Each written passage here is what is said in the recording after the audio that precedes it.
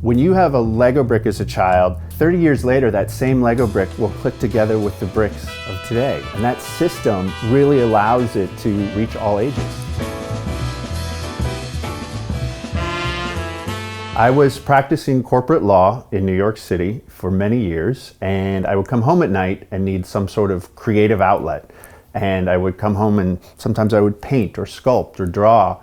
And then one day I thought, well, what about this toy from my childhood? Could I sculpt out of Lego bricks? Started experimenting, put a little website together. It became my virtual gallery. And I started getting commissions. And it was just one day, my website crashed from too many hits. And I realized, wow, there's really something to this. So I left the law firm behind and became a full-time artist that plays with toys. When I got started, I was just looking around my New York City apartment. I was like, oh, there's an apple. Can I build that apple out of Lego? Oh, there's a baseball. Can I build that baseball out of Lego? Very simple stuff, and that's how I honed my skills, figure out how to build those curves using the rectangular pieces. I get requested to make all sorts of things. It's one of the best parts of my job, is that every morning I go through my email and I have these random requests. Everything from, can you do a portrait of my child or my dog, to can you build my car life-size out of Lego. This is Boo, she's my studio dog, and this is her version in Lego. She doesn't really like it that much. She doesn't think it looks like her, I guess. It all starts with the concept. You know, yellow was something I sketched out years and years before I ever even built it. This is a piece called Yellow. It's something I built years ago, and it's become one of my more iconic pieces. More people contact me about this sculpture than any other work. For me, you know, it's about opening oneself up to the world, about giving everything you got, so much so that your soul is spilling out. Kids really seem to like it because, well, there's guts spilling out, right? But those guts are this toy they have at home, and that's why it kind of resonates with everyone. My working relationship with Lego is a good business relationship. I am a very unique customer in that I order hundreds of thousands of Lego bricks every month.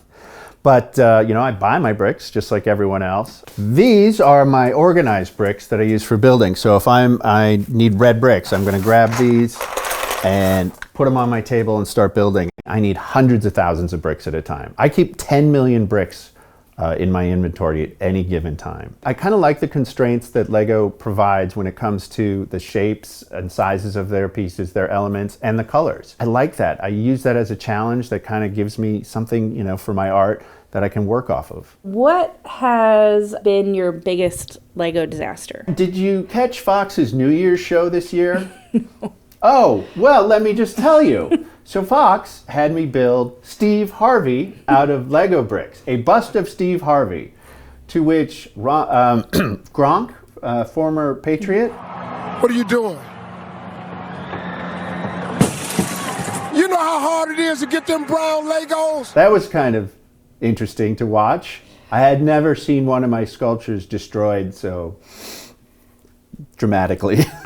Are there Lego-related injuries that you have? Like, yeah. do you have carpal tunnel? Yeah. Look at this. Thumb. Look at that. Look at that. Oh, that's painful. You know, my hands hurt from time to time. I have had steroids injected into my fingers, which is painful because they go down. Yeah, it's there's some injuries that come with working with Lego, but that's part of the process.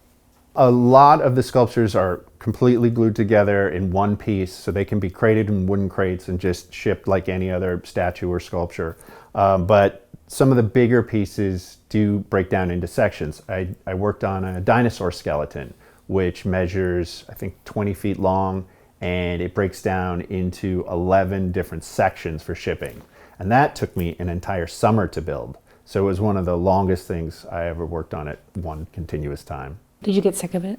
Yeah. Were you enough with the white there was a blocks? point during the tail where it gets so tedious at times, right? And repetitive, and I was just like, what am I doing? What am I doing with my life? You know, but once you get to that final brick, you know, it's all worth it.